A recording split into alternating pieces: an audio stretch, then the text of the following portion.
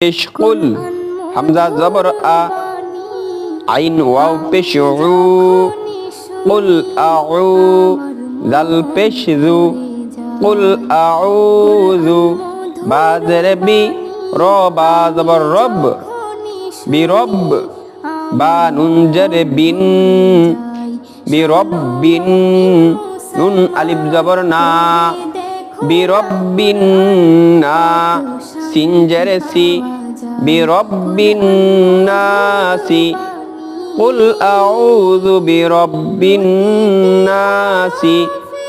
কফ করিলে এখানে যদি আমরা থামি তাহলে থামার হালতটা কি হবে? যদি এক জের থাকে এক জেরকে বাদ দিয়ে সাকিন করতে হয়।